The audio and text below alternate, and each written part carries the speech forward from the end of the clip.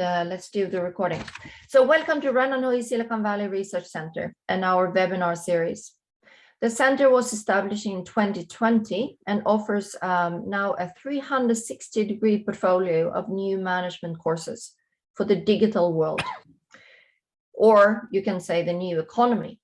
And today I will welcome Don Peppers. That is one of our absolutely newest lead instructors, and we are so happy to have him with us.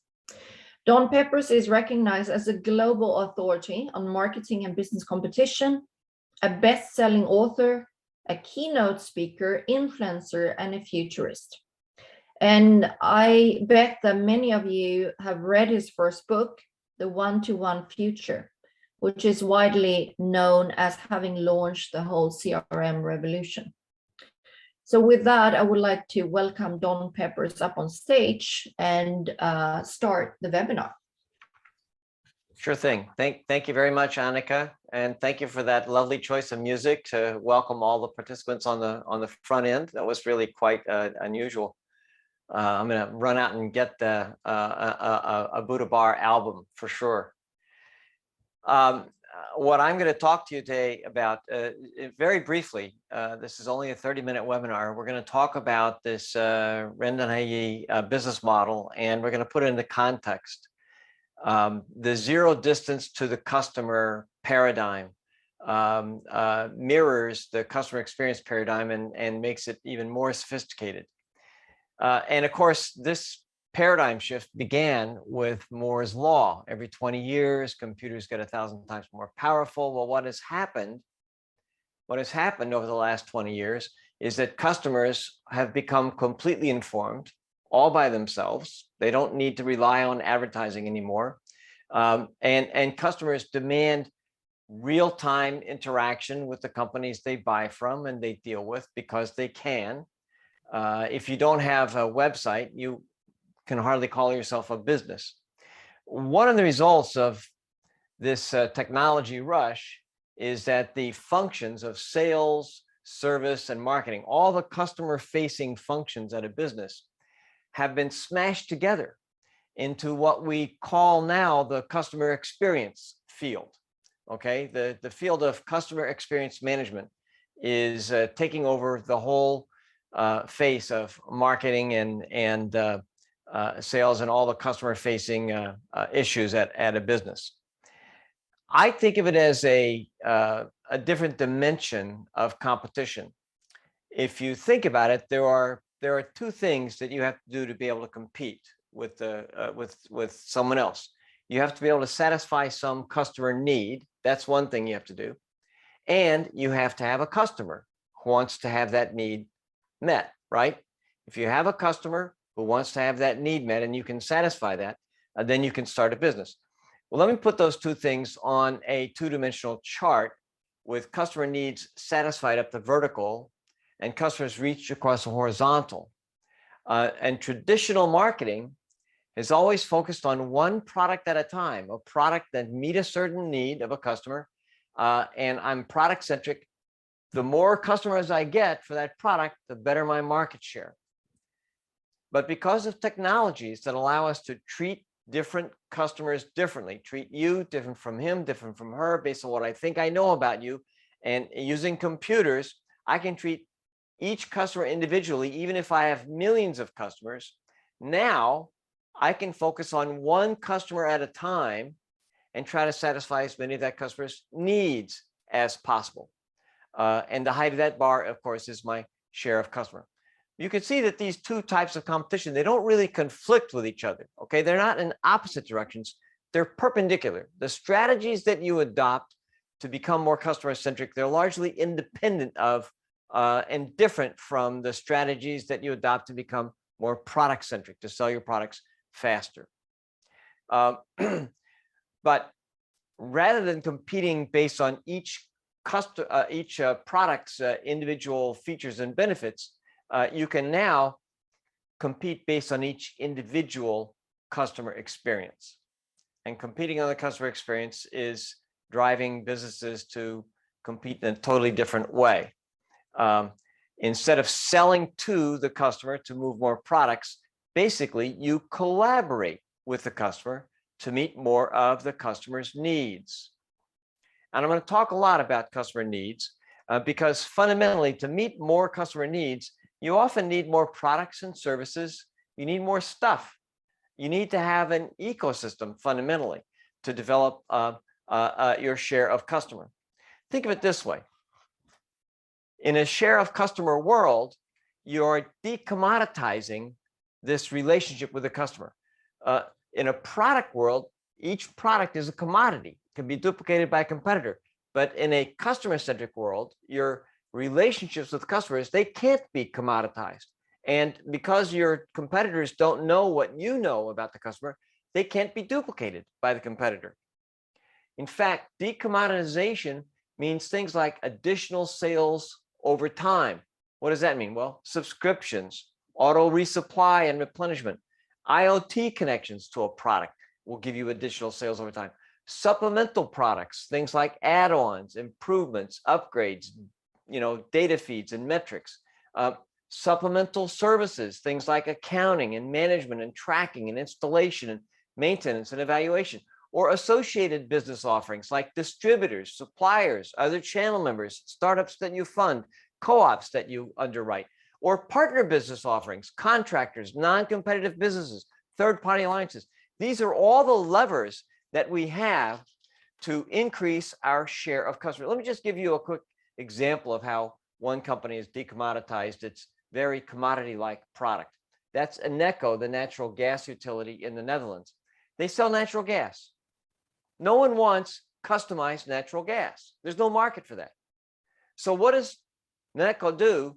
What does Annika do to decommoditize this product and to get to that relationship? Well, a lot of its customers operate greenhouses. It's the Netherlands. They grow vegetables and flowers, tulips, lots of stuff grows in greenhouses. And Annika knows that many of its greenhouse customers are very large. Every greenhouse needs a different temperature, humidity, and CO2 content. So Annika installs remote sensors to monitor temperature, humidity, and CO2 content, and they subscribe their greenhouse customers to the correct environments. Now, Annika does not make remote monitors. They have to have an ecosystem to do that. They team with other businesses in order to ratchet up that share of customer, fundamentally.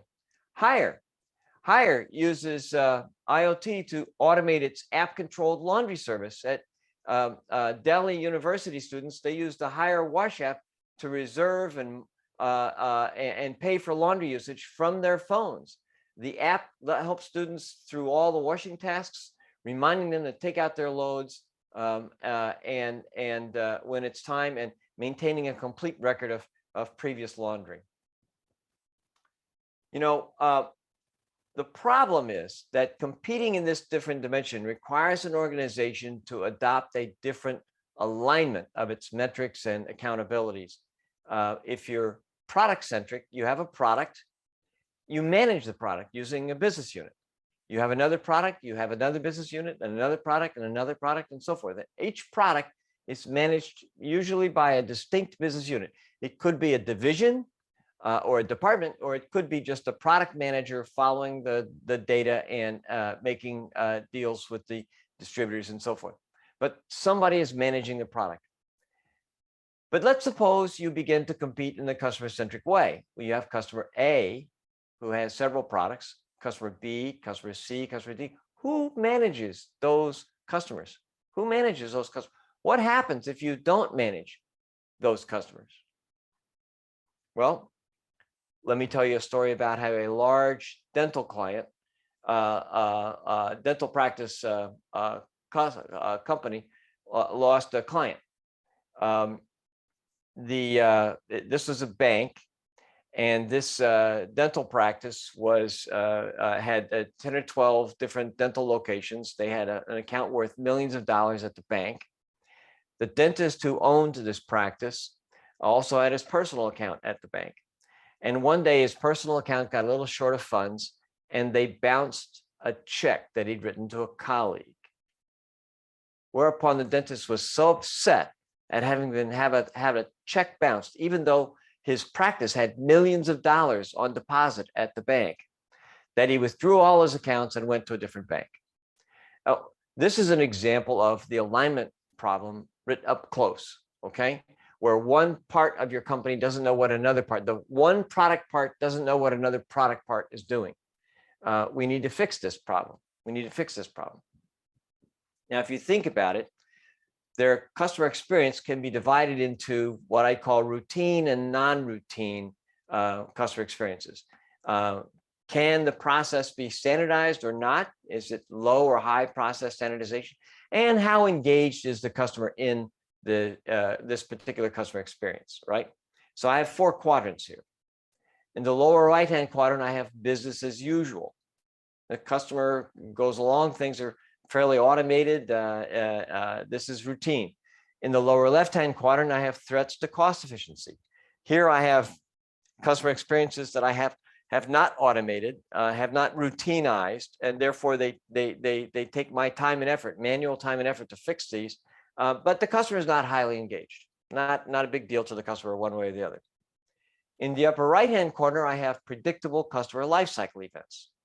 What is that? Well, that's a predictable change to the customer that's going to be very significant to the customer, but that because you've predicted, you can plan for it. So you're a mobile phone company, and the day a new customer gets their first bill, that's a predictable customer lifecycle event. There's a high likelihood the customer will call in to try to figure out the bill and ask questions about it. But you can plan on that. You can have your customer contact people ready for that. You can plan on that.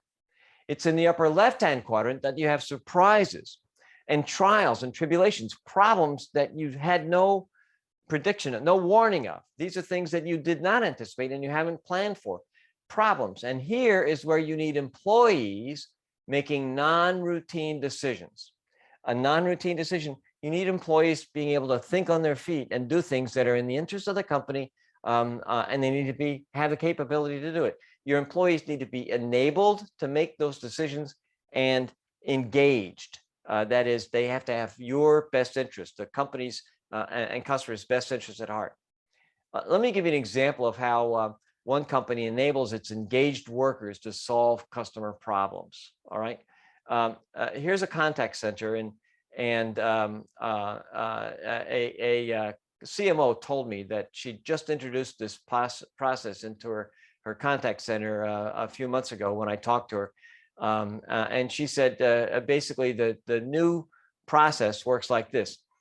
Whenever a customer problem is encountered for which there is currently no agreed policy or solution, so there's no solution for the contact center agent on the computer, right? There's no script to handle this kind of a problem. If the contact center agent thinks they know a good solution, something that's fair to the company and fair to the customer, they can offer it to the customer immediately just by getting the agreement and sign off of one other frontline employee. 2 people sign off on this idea, and you can offer it immediately to the customer. No need to run it up the chain to the supervisor and the manager and the VP finance and back down. The CMO told me that they'd had this process in place for about 4 months. They had maybe 35 to 40 2-person decisions. They track all the 2-person decisions. And they hadn't had to reverse a single one. Most of them are being wired into the computer program. They're being automated so that other contact center reps see these solutions. But she said that wasn't the most amazing thing. The most amazing thing was that the contact center agents, they're all jazzed. They're large and in charge. They're in charge of customer satisfaction. It's customer satisfaction. Nucor is a self-organizing set of steel mills in the United States. They're carrying self-organization to an even greater degree. It's anti-bureaucratic, it's highly decentralized. They have self-organizing divisions, 75 of them, almost no central or top-down direction, and the workers are paid team bonuses based on their division's performance.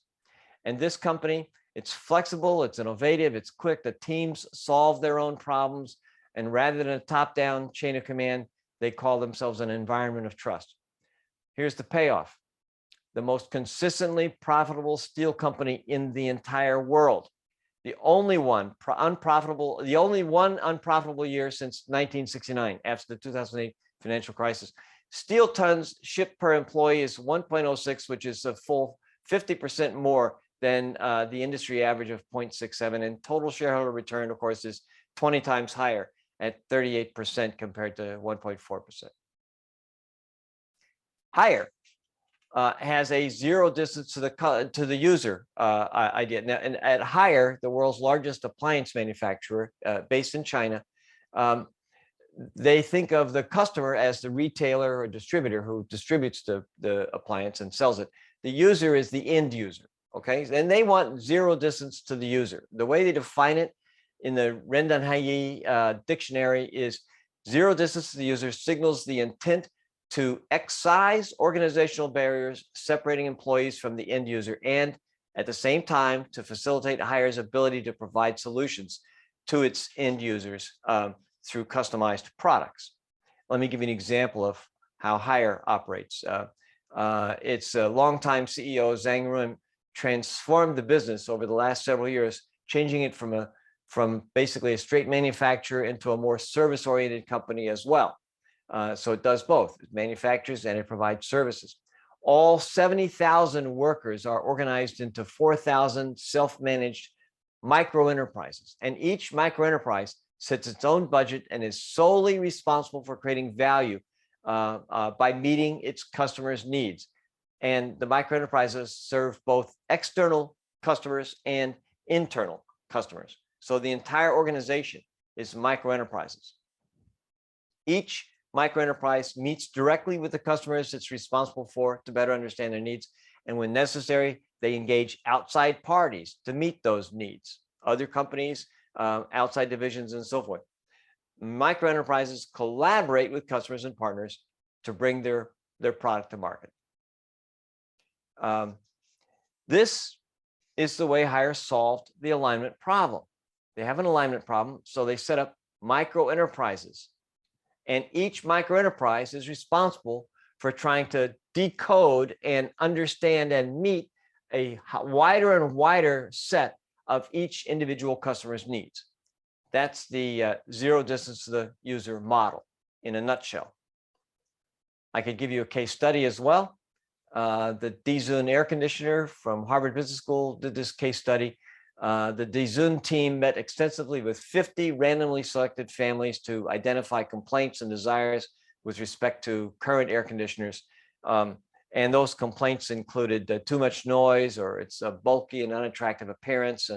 And one family said, well, they'd like remote control. That way, when they're on their way home from work, they could turn on the air conditioner in advance of their getting home.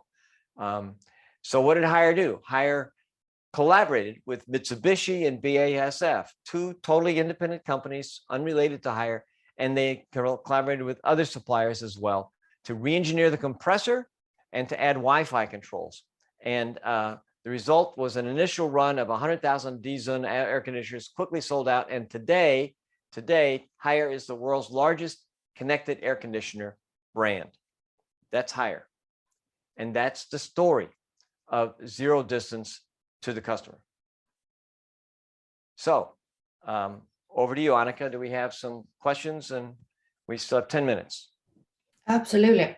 So it's such an honor to listen to you, Don Peppers, specifically as you have been more or less creating this field of science and knowledge.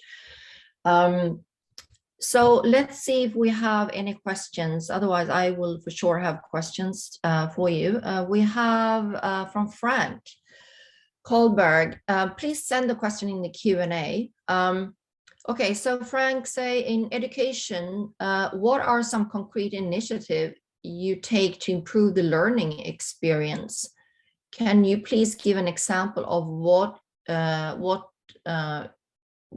they do to decommoditize learning? I'm sorry, in the education category? Yes. So do you have an example from the educational space where they have decommoditized learning education they're offering? Interesting. I don't have a good case study on it. I have some personal experience. I do think that the in lower education, the Montessori model tends to be more zero distance to the student in a way, because students are encouraged to actually, inquire for themselves as opposed to learning more from textbooks. And I think there are some colleges like that, but I'm not an expert in the field, and frankly, I can't tell you. It's possible that a company like Coursera or some other online company, or the one that offers MOOCs, massively online courses, will in fact latch onto this kind of model to address the needs of particularly specialized students. I think you can look for that in the future, but I wish I could offer you more, but that's the best I can do right now. Right. I totally agree with you as a player in the education sector as well, that I think we need to go for more individualized meeting needs on an individual level. Yeah. I have one comment to you, Don, that you might want to answer or comment on back. We haven't discussed, I haven't heard you saying anything about branding campaign or CRM, typical CRM activities. Instead, you're talking about the importance of having and creating ecosystem to get, to be able to meet a higher share of user needs. You talk about organizational alignment towards the user needs. You talk about self-organization and to engage and empower your people. And you also talk about smashing sales, marketing services, into a customer experience where they have to be super aligned and very coordinated. Is this the new paradigm? Because in your course that you will offer in June, you title it the new customer experience paradigm, because those are usually not what you learn in a typical marketing. Right. Right? This is more on a strategic level. This is affecting the whole organization, the whole company. Right. Well, I think it's fundamentally it speaks of a new paradigm realized. I think that I've been talking about this particular customer-centric paradigm for 25 years now. Since Martha's and my first book came out, we were thinking we were writing a book of business science fiction. And a year after our book was released, the first commercial web browser became available, and suddenly we were right there. I'm presuming that any company in business today has a customer relationship management system of some kind, or a customer database, or is eager to have a customer database. You can hardly find a company on the planet that isn't thinking closely about that if they don't already have some initiative in that area. I do think, however, that as technology becomes better and closer, to us, everybody carries their own communication device on them all the time, and computer. I think what we'll see is more and more distributed organizations, self-organizing idea. The example I gave you about the company which allows an employee to come up with a solution if there isn't one on the computer, let's say, okay? That's an important example, because it shows how a company today can offer bounded freedom to individual employees to take their own initiative. It's bounded because it's got to be a two-person decision. So there's no single employee who could go into business cheating the employer by giving refunds to their brother or their, or sister, right? It takes two people. So it's bounded in a fun, but it's also liberating. And I think you'll see a lot more of that in the future because of these technologies that permit it. I totally agree. I think I see the same pattern, but from my own field. But you mentioned our course coming up in June. Yes. Shall I talk about that a little bit? We have one very great question I would like to take first from Mansoor from Iran. How can we use a customer persona to meet customer needs? And what's the difference between persona and segmentation? Okay, that's a good question. I don't think there's a great deal of difference between coming up with a customer persona and segmenting your customers into different types. The idea behind a persona is to come up with a representative a person who represents a group of people. Obviously, a segment is more than one customer. But when you're dealing with the segment, you're fundamentally doing mass marketing on a smaller scale. You just have a smaller mass. When you treat different customers differently, then you're remembering how this customer asked for the product last time and what improvement they wanted and what problem they had and so forth. Now you're literally treating different customers differently, one customer at a time. And that customer may actually be well represented or not well represented by a particular persona that stands for a particular segment or group of customers. Right. The whole principle of mass customization, on which all this depends, is based on a kind of segmentation. Mass customization is not really customization.